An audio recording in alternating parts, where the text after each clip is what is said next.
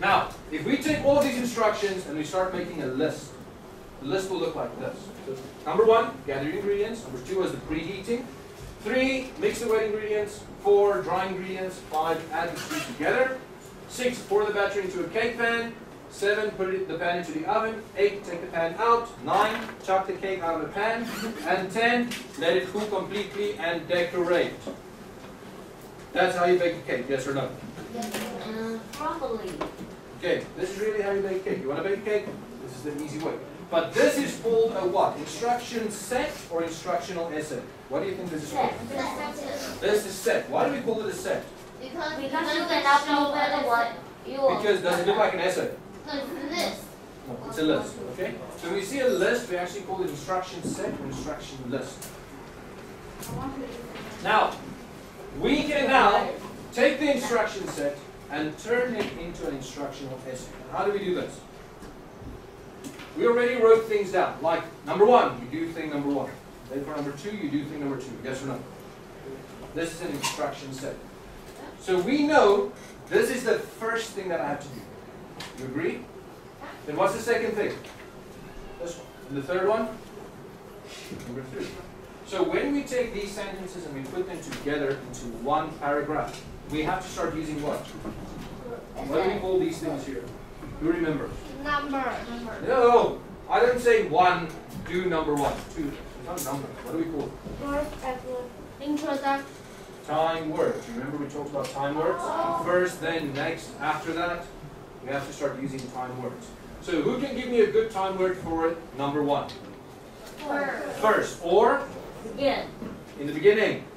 Who can give me a good time word for the last one? Finally. Or? Lastly.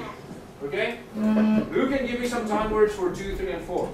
Then, next, after that, following that. Okay? So there's quite a few examples. Now, remember to use the time words when changing from a set to an essay.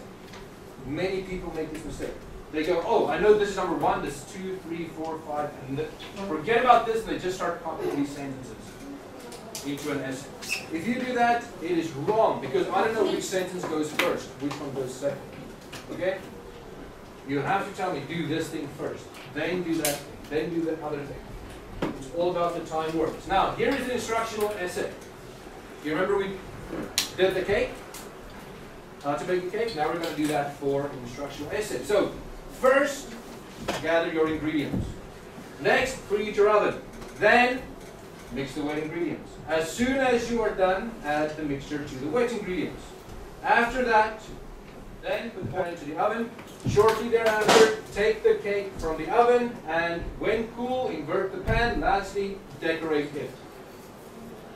Do you see the difference between set and essay? Very important.